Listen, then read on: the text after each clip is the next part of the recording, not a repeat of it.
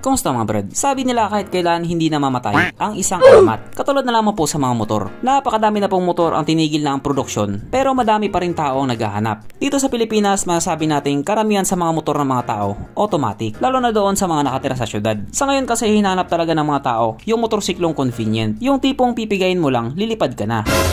I mean, pipigayin mo lang, aandar ka na. Kung si Honda nga po may Honda Click 125 na naka-liquid cooled, meron din pong ganon si Yamaha. Dati.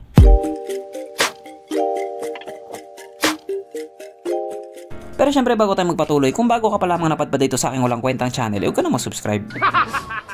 So yun na nga, lingid nga po sa kalaman ng iilan, mayroon pong 125cc na motor dati si Yamaha na pwedeng pantapat sa Honda Click 125 ng Honda. Yes po, at ito nga po ay ang Mio MXi 125. Wow! Hanggang ngayon marami pa rin ang nagsabing, ba't ganon?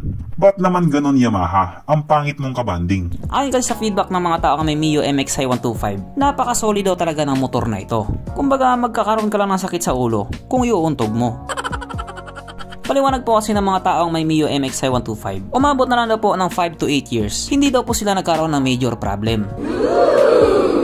Sabi nga ng iba, change oil lang sapat na. Yes po, kumbaga sa patibayan ng makina, matibay daw talaga. Well, hindi naman na nakapagtataka yon kasi nga gawang Yamaha. Samantalang yung iba, gawang Yawa ka. Kung di ako nagkakamali, nilabas ang motor na ito dito sa Pilipinas noon pang 2013. At noong mga panahon na yon, medyo alanganin din yung iba. Kasi nga nagkahalaga siya ng almost 87,000 pesos. Noong mga panahon kasi na yon, yung 87,000 pesos para sa isang 125cc na motor, medyo masakit na sa bulsa. Pero kasi ang hindi alam ng mga tao, malupit ang specs nito. Fuel injected na at naka-liquid cooled pa. Hindi lang pampamilya, pang sports pa.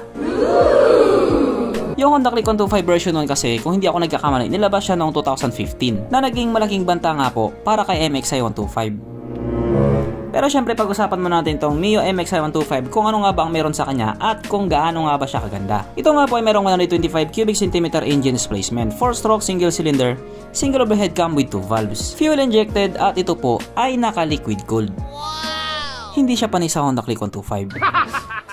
Ang kanyang operation ratio 10.9:1. Pagdating naman po sa kanyang power, ito pa ay mayroong 11.3 horsepower at 8,500 RPM, 10.4 Nm of torque at 7,000 RPM. At ayon nga po sa mga taong nag-top speed sa motor na ito daw po ay kaya tumakbo sa bilis ng 105 km/h. Pero siguro yung top speed nila nito sa ibang bansa, baka nasa 90 kph lang. Syempre, ibang usapan na kapag Pinoy na nakasampa.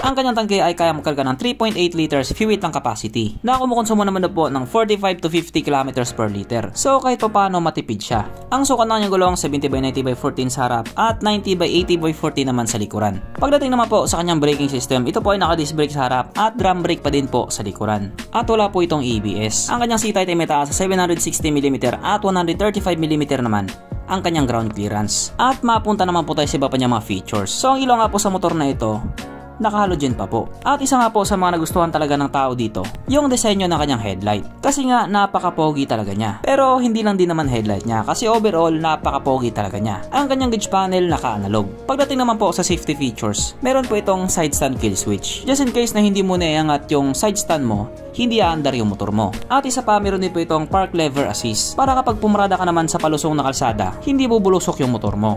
Yung kanya namang underseat compartment, hindi ganon kalaki, hindi din ganon kaliit, swakto lang. At syempre ang motor na ito ay hindi po nakakeyless. Pero meron naman siyang shutter lock para kung sakaling madaanan siya ng magnanakaw, hindi nila mabubuksan yung sisian mo. Pero ikakarga na lang nila sa banyong motor mo. At nandito na nga po tayo sa exciting na part, ang kanyang mga suspension. So sa harapang bahagi nga po ito ay ginamitan ng ordinary telescopic. At sa likuran naman ito po ay gumagamit ng single shock absorber. Na ayon nga po sa mga taong nakagamit sa motor na ito, maganda ang bounce.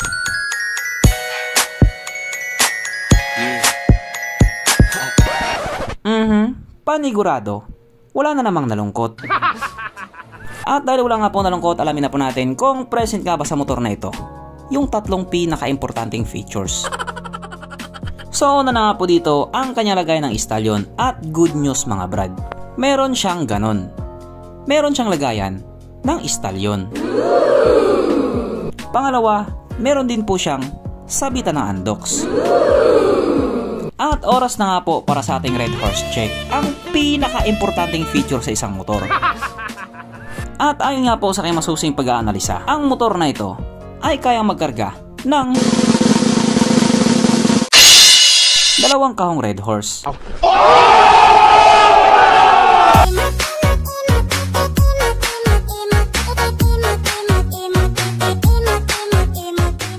So therefore, ang motor na ito ay talagang highly recommended. At ang malaking dahilan nga po kung bakit nag-discontinue ang motor na ito, sapagkat tinalo po siya ng Honda Click 125 pagdating sa sales doon sa bansang Indonesia. Kaya tuloy na po itong diniscontinue noong 2015 sa bansang Indonesia. Pero syempre damay-damay na lahat. Kasi yung MXi na nandito sa Pilipinas nanggaling din naman sa Indonesia. Pero noong mga panahon na yon, marami pa pong MXi dito sa Pilipinas. At sa pagdaan ng panahon, naubos din siya at ubos na talaga. At mapahanggang ngayon, meron pa din pong mga tao ang naghahanap ng Mio MXi 125. Pero syempre, huli na ang lahat. Kaya medyo nakakapanghinayang lang din. Okay. Pero ito, bago. Sapagkat may kumakalat nga po ngayon chismis sa bansang Indonesia na may balak daw si Yamaha na ibalik ang MXi sa market. Yes po, yan nga po ay usap-usapan ngayon sa bansang Indonesia na malaki daw ang tsansang buhayin muli si Mio MXi. Pero hindi po nabanggit kung 125cc pa rin ba or kung itataas na ba nila. Sa ngayon kasi napakahigpit na talaga ng labanan ng dalawang bigating motorcycle brand. Pero okay din naman yung ganon kasi mga tao din naman yung magbe-benefit. Sabi nga nila, more entry, more chances of winning. Kaya kung sakaling magkatotoo, okay kayo. Okay kayo! So ganito na lang muna mga brad, kung may gusto kong sabihin or gustong idagdag doon sa mga sinabi ko, mag-comment ka na lamang sa baba. At syempre katulad ng dati, hindi mo tatapos ang video na ito na hindi sumisigaw ang nag-iisang hari na shoutout. At alam nyo na kung sino yun.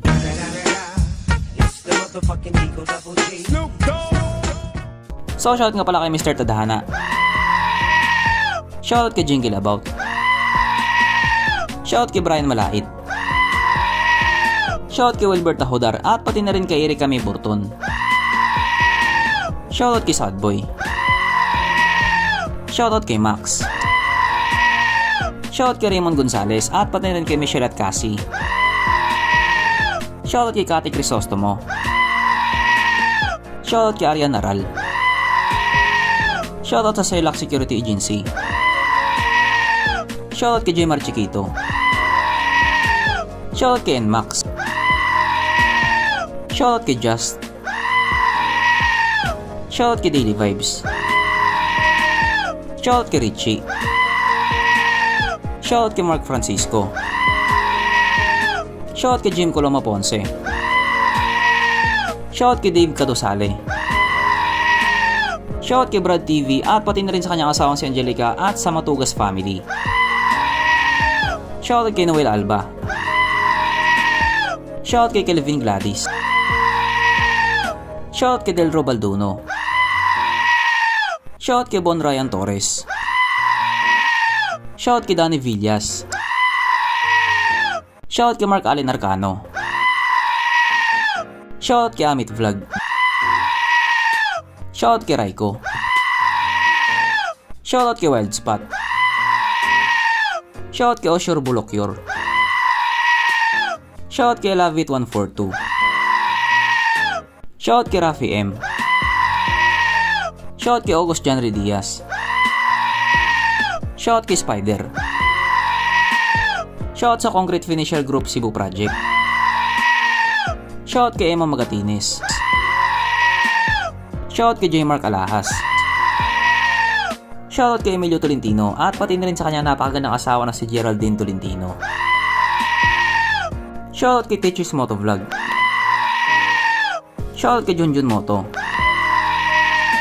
Shoutout kay Pap Soriano.